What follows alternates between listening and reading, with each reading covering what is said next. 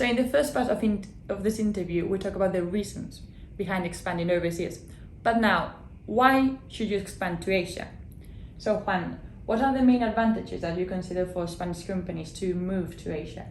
Yeah, well, Asia is 60% of the world population, that we know.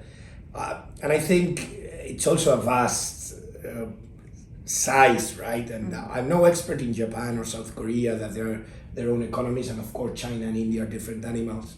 So I'll talk more about Southeast Asia, although most of what I say can apply to the whole of Asia. But look, it's a young, growing population. Middle class is growing. That brings a lot of digitization. There are a lot of things that are yet to be done. Today, I mean, that social impact is in everywhere, and I see in every PowerPoint I comes through my desk the same ESG slide. Everyone has the same ESG slide, so that it makes me wonder if there's real content behind that slide sometimes, right? But maybe one thing that you clearly can do in Asia, investing here, is there's a social impact, because you're creating jobs to people that need them. No, I mean here. People study higher education or any kind of higher education just to get a better job, and they're hardworking, and they're very driven and focused in improving their lives, right? So any opportunities that can be brought to them from the social impact aspect is also very relevant, right? Yes. And what are the most common mistakes that normal companies make when expanding to Asia? Yeah, I'd say they're a bit opposite what I'm going to say, right? But I've seen many times people just, especially in some consumer goods,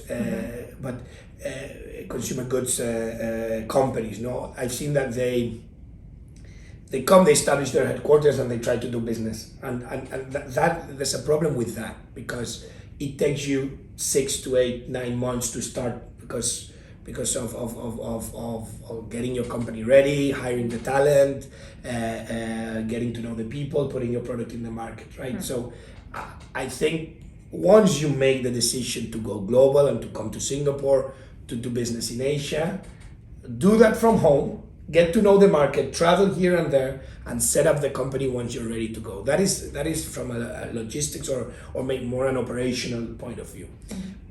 But the problem we have, and especially in Spain, is that mindset that we are very inward looking in Spain, because our quality of life is so amazing that we only see Spanish as our market, and when we look abroad, we look to Latin America. Look, yeah, but take that leap of faith, right? Come to this region, because I mean things are happening here, and in Southeast Asia itself is the fourth economic region in the world, with California, right? So I mean,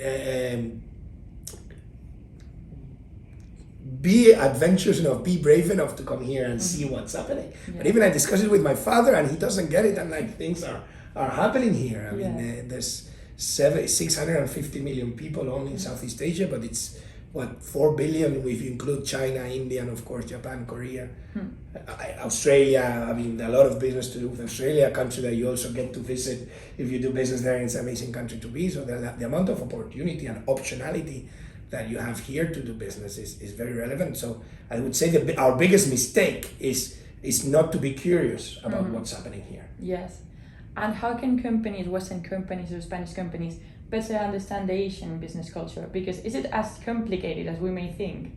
Look, yes and no. I first came to Asia 19 years ago. I was in Cambodia, where I've done some social work, and there I met a Filipino guy, and I came, and I was this kid that was doing his social work, and I was like coming and going, and he said to me, look, understand the Asian way of doing things. And it was the first advice, and I remember it very well, right? And I think sometimes in the West, we are very direct in how we communicate. We expect specific answers to be given back to us. Here you need to understand that you won't get the full picture in the first meeting, that they will not give you clear answers.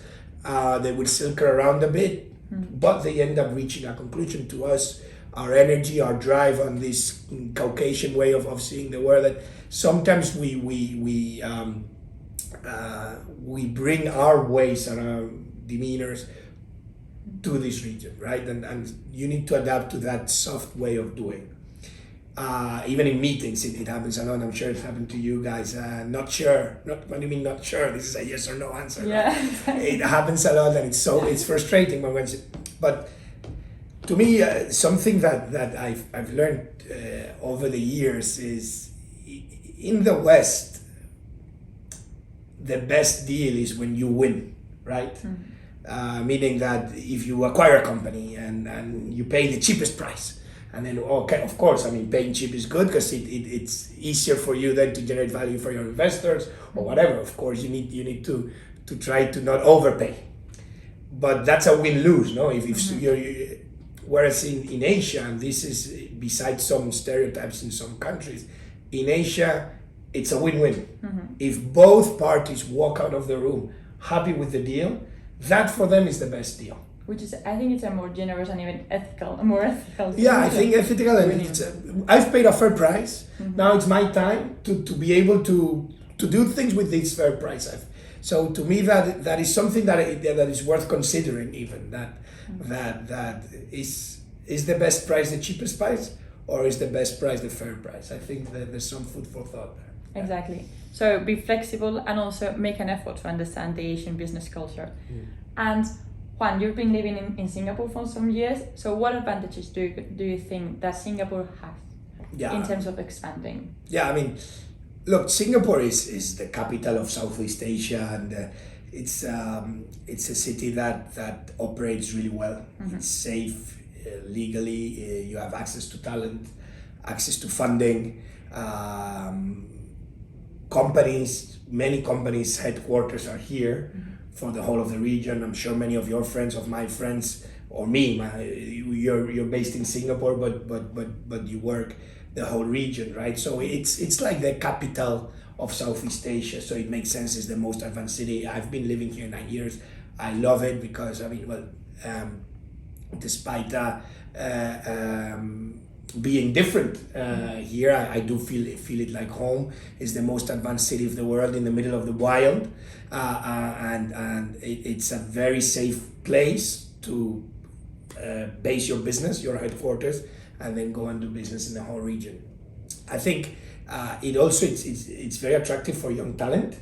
It's true that the employment passes in the last few years, they've become harder to get, but then it's worth thinking what talent you're bringing. I mean, what Singapore government is telling you is, if you're going to bring foreign talent and you want to do business here, you will need the best talent. Therefore, you will need to pay them well. It's sometimes frustrating because they are deciding for a businessman what the salary should be, when maybe somebody coming from abroad is happy with a lower salary. So I think they're trying to fix it and to move to a way that only talent that is looking long-term in Singapore, long-term to stay in Singapore, comes and stays, which I think is fair for them. And also local talent. I mean, in our company, we have a few analysts, and it's not much more expensive a fresh graduate than it would be in Spain. So access to local talent at reasonable cost is not that difficult. I'd say so. So yeah, it's true that it's a bit more expensive to establish your headquarters in Singapore versus KL. I've had companies in Singapore and in KL, and trust me, I will go to Singapore every time. Not that KL is not a nice city, because it is, but I think Singapore, the safety that it provides you, it's very relevant. Yeah. And do you consider that Singapore is looking for a specific business profile? Yeah, I mean, they are welcoming tech talent. I mean, you can clearly see they even tried to do the tech pass, I think. I don't know exactly how that worked, but you can clearly see that they want to be the Silicon Valley of the region, and that any company that has strong tech component, which today they're most companies, right? But any company with a strong tech component and are willing to invest here to develop even their software or to bring disruption and innovation to the country, I think that's the profile that they will more, of course, finance and shipping, commodity trading, some of those industries that have been in Singapore for years, they will still be popular, and I do see that tech disruption is the talent they are more happy to welcome. Yeah. Yes, and finally, I want to conclude this interview with some last words for a Spanish company that may be considered to expand in Asia or Singapore. So, what advice would you give them? Look, I mean, yeah, I think I've said it a couple of times, but take that leap of faith, and if it looks like it's so far away, it's not that far away. Find people like us that can help you understand it better, and then take that leap of faith, because I think in Spain we have so many amazing things to offer to the world, and it's sometimes a bit pitiful that we keep them to ourselves, right? Yes. Yeah. Well, thank you so much, Juan, for coming, and hope to see you soon. Yeah, of course. Thank you. And see you next week with more content.